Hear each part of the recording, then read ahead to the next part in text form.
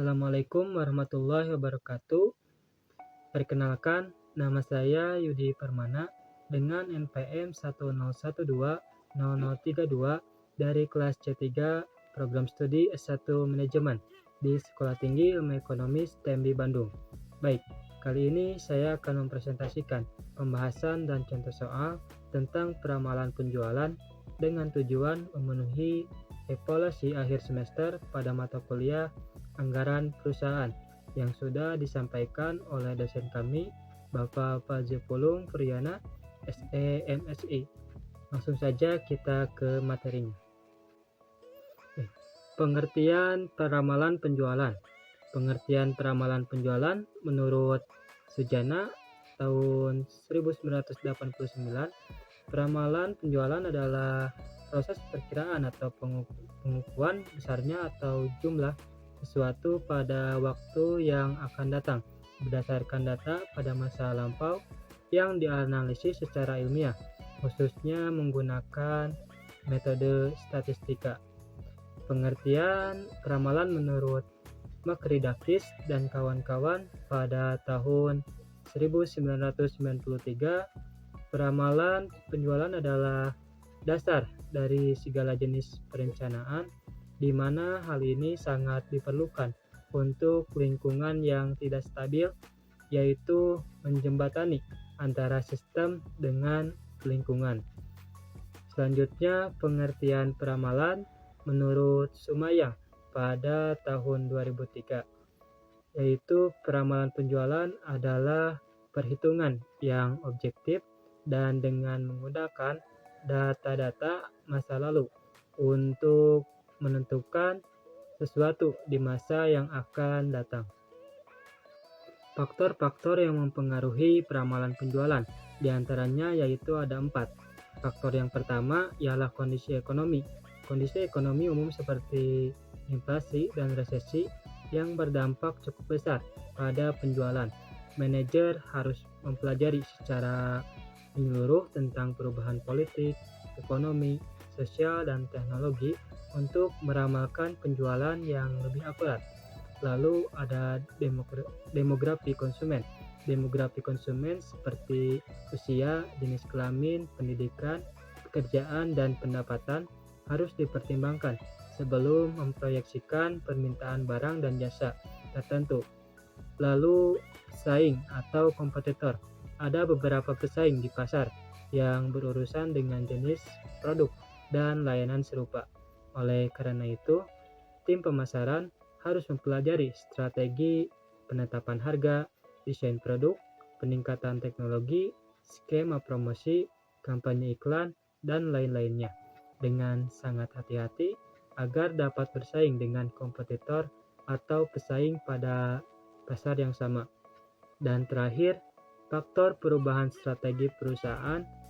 Perubahan dalam perusahaan juga dapat mempengaruhi penjualan, seperti perubahan kampanye, periklanan, skema promosi, dan kebijakan harga dapat membawa perubahan yang signifikan. Oleh karena itu, manajemen dituntut untuk mempelajari setiap perubahan terkait pengaruhnya terhadap penjualan keseluruhan pada perusahaan. Selanjutnya, manfaat. Manfaat analisis trends atau gerakan tren sekuler atau analisis berkala adalah untuk mengetahui kondisi mendatang atau meramalkan atau forecasting kondisi mendatang. Baik, selanjutnya pengertian analisa tren. Analisa trends merupakan suatu metode analisis statistika yang ditujukan untuk melakukan suatu estimasi atau peramalan pada masa yang akan datang. Untuk melakukan peramalan dengan baik, maka dibutuhkan berbagai macam informasi atau data yang cukup banyak dan diamati dalam periode waktu yang relatif cukup panjang, sehingga hasil analisis tersebut dapat mengetahui sampai berapa besar fluktuasi yang terjadi dan faktor-faktor apa saja yang mempengaruhi terhadap perubahan tersebut. Ciri-ciri analisa trends. Tren sekuler dapat disajikan dalam bentuk persamaan tren baik persamaan linear maupun persamaan non-linear. Yang kedua, gambar atau grafik yang dikenal dengan garis atau kurva trend, baik garis lurus maupun garis melengkung. Selanjutnya, tren juga sangat berguna untuk membuat ramalan yang sangat diperlukan bagi perencanaan. Misalnya, menggambarkan hasil penjualan, perkembangan produksi harga, lalu volume penjualan dari waktu ke waktu, dan lain-lain. Metode garis linear secara bebas atau freehand method dapat dikatakan bahwa penerapan garis trend secara bebas merupakan suatu cara penerapan garis trend tanpa menggunakan rumus matematika. Meskipun demikian, bukan berarti bahwa garis trend dapat ditarik begitu saja tanpa menggunakan pertimbangan-pertimbangan tertentu. Penggambaran garis trend dengan cara ini sangat subjektif dan kurang memenuhi syarat ilmiah, sehingga jarang digunakan. Baik, langsung saja kita ke contoh soal. Berikut contoh metode trend semi-average data genap-genap atau banyaknya data keseluruhan dan banyaknya data dalam kelompok berjumlah genap. Dengan menggunakan data penjualan, diminta untuk membuat peramalan penjualan untuk tahun 2007 dengan menggunakan metode semi-average. Data penjualan PT Diper pada tahun 2003 sampai 2006, di mana pada tahun 2003 data penjualan sebanyak 145, pada tahun 2004 sebanyak 150, 2005 sebanyak 165, 2006 sebanyak 170. Berikut data-data dari setiap tahun. Baik, langsung kita bahas dan jawab perhitungan metode semi-average. Jumlah seluruh data di sini yakni 4 data atau genap. Oleh karena itu, analisis data dilakukan dengan cara yang pertama mengelompokkan data menjadi 2 kelompok. Karena jumlah datanya genap, langsung dibagi 2, yang masing-masing kelompok terdiri dari 2 data atau genap. Selanjutnya, menentukan periode dasar. Misalnya, diasumsikan periode dasar menggunakan tahun tengah, data tahun kelompok 1, sehingga periode dasar terletak antara tahun 2003 dan tahun 2004. Selanjutnya, menentukan angka tahun. Karena periode dasar berangka tahun X sama dengan 0 dan terletak antara tahun 2003 dan 2004, maka angka tahun untuk tahun 2003 adalah -1 dan angka tahun untuk 2004, 2005, 2006 berturut-turut adalah 1, 3, 5, dan seterusnya. Untuk memudahkan perhitungan, maka dikonversi ke bilangan bulat dengan mengalihkan dengan angka 2, sehingga angka tahun untuk 2003 menjadi -1 dan angka tahun 2004, 2005, 2006, dan seterusnya berturut-turut menjadi 1, 3, 5, dan seterusnya. Menentukan nilai semi total, yakni jumlah total penjualan masing-masing kelompok.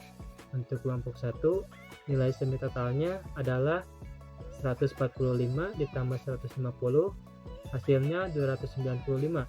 Dengan cara yang sama, dihitung nilai semi total untuk kelompok 2.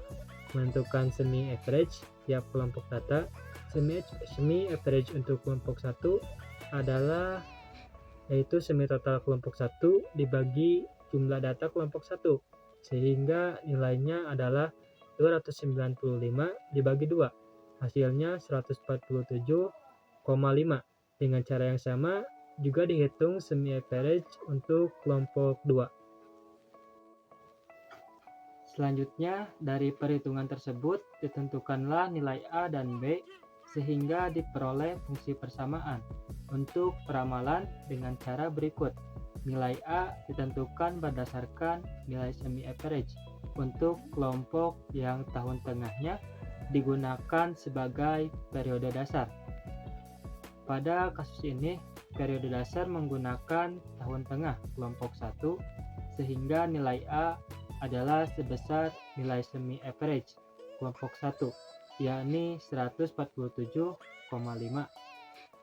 Selanjutnya menentukan nilai B. Karena jumlah data dalam kelompok adalah genap, maka untuk menentukan nilai B terlebih dahulu, menghitung nilai antara dengan cara membagi selisih antara nilai semi average kelompok 2 dan 1 dengan jumlah data dalam kelompok, sehingga hasilnya 167,5 dikurang 147,5 dibagi 2 dan hasilnya 10.